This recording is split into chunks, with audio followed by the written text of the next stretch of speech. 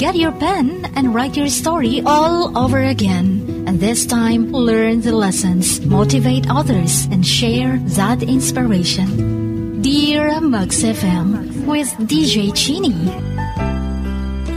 Dear Mugs FM, itago niyo na lang ako sa pangalang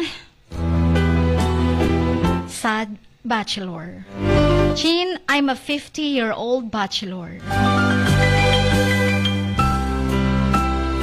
Sad dahil totoo namang malungkot na binata ako. Umabot na sa edad na 50 and I'm desperate to get married. Lagi kong dinidream, pangarap kong magkaroon ng isang mabuting asawa, magkaroon ng maraming mga kiddos. But for some reason, no one seems to want to marry me. Sinubukan ko na lahat. Yung mga online dating, mga social events, ginawa ko na. Even asking friends to set me up sa blind date, but nothing seems to work. Ewan ko ba, hindi naman ako pangit. Kaya pag minsan mag-isa ako, nagkakape, or nanonood lang sa apartment ko ng TV, I can't help but feel like there's something wrong with me. Since 20s, 30s, 40s, tinatanong ko, masyado na ba akong matanda? Masyado ba akong pangit? Or masyado ba akong boring kasama? I've always thought of myself as a decent guy. Mabait naman ako. Kalog din paminsan-minsan. At employed ako, Chin. May trabaho, stable, kaya may ipon, may pera. But apparently, hindi pala yun sapat. I remember when I was younger, I used to be so confident. Yun bang dahil ba may kaya naman kami sa buhay noon? I thought I'd have a wife and kids by the time I was 30. Sabi ko, isa-spoil ko lahat mga kiddos ko. Pati wife ko, hindi magsisisi, maging asawa ako. But as the years went by, nagkaroon man ako ng girlfriend pero hindi nagtatagal. 2 weeks, 3 weeks, naghihiwalay din. Meron ding time na ako mismo ang nakipaghiwalay dahil pinahiya ako sa maraming tao. At niloloko lang pala ako. Hanggang sa, for how many years I remained single. I started to doubt myself. Maybe I'm just not cut out for marriage. Maybe ipinanganak talaga akong mag-isa sa mundo. Baka patay na ang partner ko. Wala na ang soulmate ko. Iniisip ko ang mga lahat ng yon. But the truth is, I'm not happy alone. I want someone to share my life with. I want someone to laugh with, to cry with, and to build a life together. Yung bang hinanap ko na lahat ng mga hobbies ko, mga friends ko din, going out, lahat ng skills ko, dinevelop ko na. Mabisi lang ang mind ko. But it's just not the same. I've had a few relationships in the past, pero yun lang, they never seem to work out. Either the woman was not interested in marriage or ako ang hindi interesado sa kanya for a long term. I've been on countless dates, pero laging nagtatapos sa isang disaster. Hindi rin nagtatagal. Pero madalas, hindi sa akin nanggagaling ang problema. Nahuhuli kong may iba ang aking syota. Or iniisip ko din na baka boring ako. Or baka hindi lang talaga nai-impress ang babae sa akin. Kahit may trabaho naman ako. Kahit pinupuno ko naman ng regalo ang syota ko. Naalala ko, andyan si Rachel, yung college sweetheart ko. We were together for 3 years. Akala ko, kami na talaga sa huli. Akala ko, sa kasalan na ang tuloy. But she broke up with me, saying na I was too immature daw and not ready for commitment. Ang sakit nun, kasi siya nga yung pinakauna kong minahal. And then there was Emily. First year ko sa trabaho, naging coworker ko siya. We started dating, and everything seemed perfect. But it turned out she was more interested in my friend.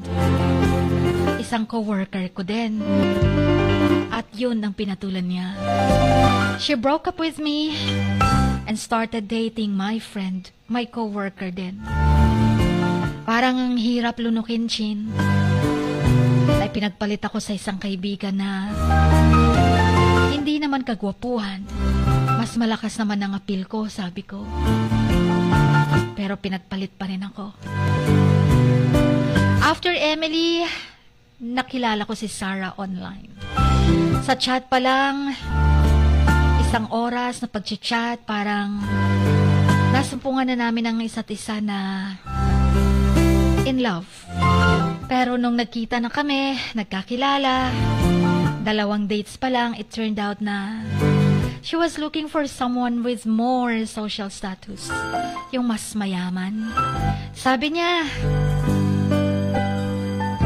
sobrang boring daw akong kausap na kasama. At hindi daw yung tipong ako ang gusto niyang makasama habang buhay. Ouch! Sakit nun na. Sobrang sakit na nawalan ako ng ganang makipag-date. Each breakup left me feeling more and more defeated. Walang nagtatagumpay. Hanggang umabot na lang ako ng 50. Sabi ko, masyado pa akong immature talaga. Sobrang boring. O masyadong mahihain. Gentleman naman ako. I've tried to work on myself to become a better version of me.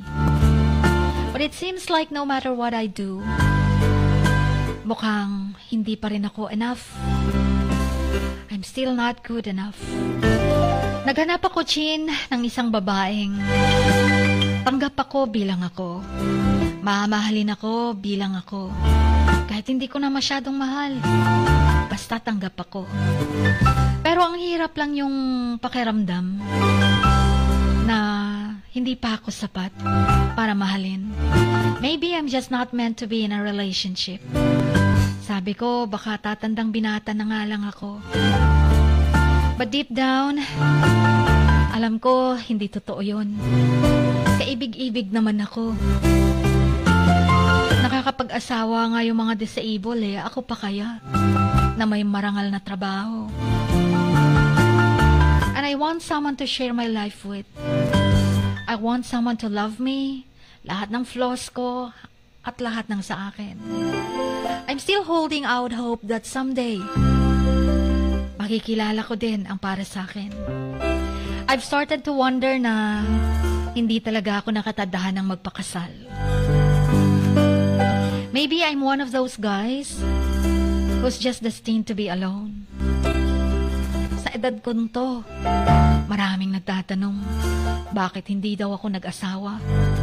Bakit sa dinami-dami ng naging syota ko, wala man lang akong niisang pinakasalan?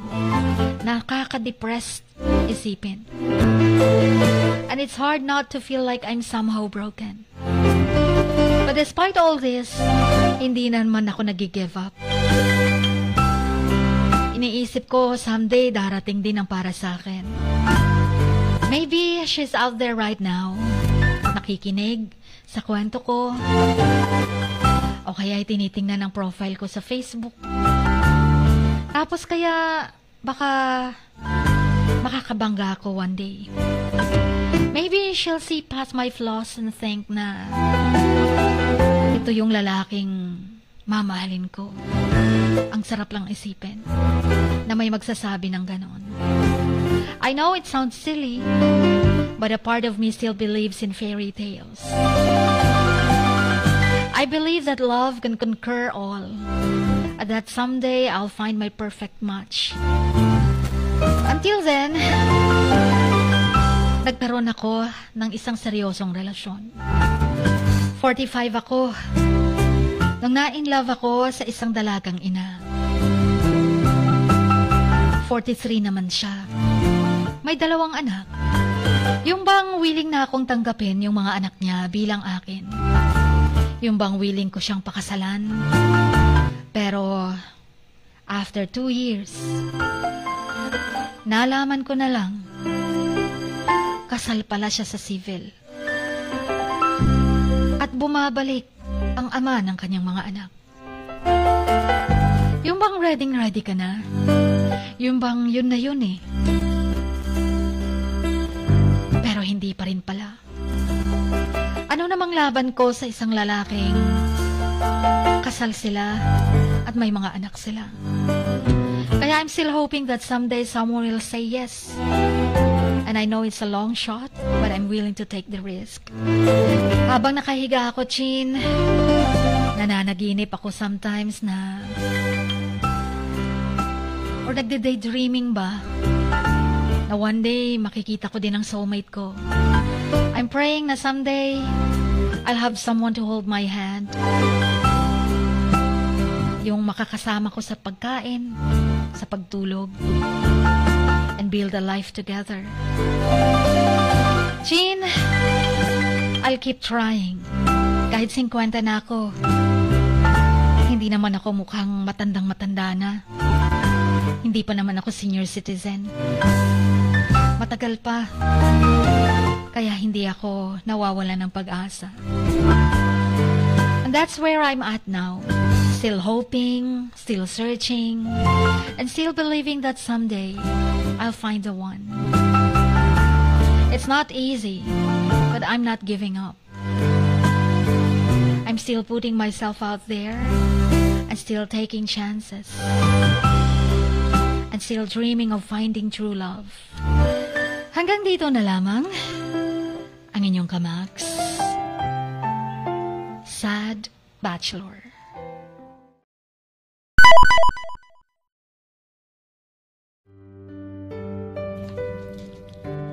Sa bawat pagluha mo, may nakatagong kwento.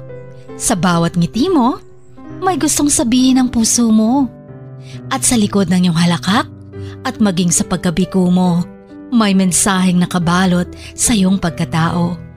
At ang tanging nais mo lamang ay mapakinggan ang mga ito ng buong mundo. Dear Max FM with DJ Chini. Life has got all those twists and turns. Stand up for what you believe in. What lies behind you and what lies in front of you pales in comparison to what lies inside of you.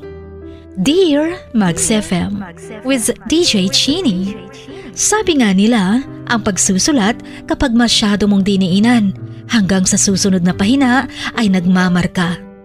Katulad ng pagmamahal, kapag masyado mong ibinigay ang lahat, yung sakit na gawa ng nakaraan, dala pa rin hanggang kasalukuyan. Dear Max FM, you own your story and you are the author of your own book of life. Don't let others write your script, but let others hear your story and make them inspired. Kaya sumulat na, maging bahagi ng aming programa, Dear Max FM with DJ Chini, tuwing Lunes hanggang Biyernes, 1:00 hanggang 3:00 ng hapon sa Max News FM, Sock Sargent. Love, life, and lessons from the past, only at Dear Max FM with DJ Chini.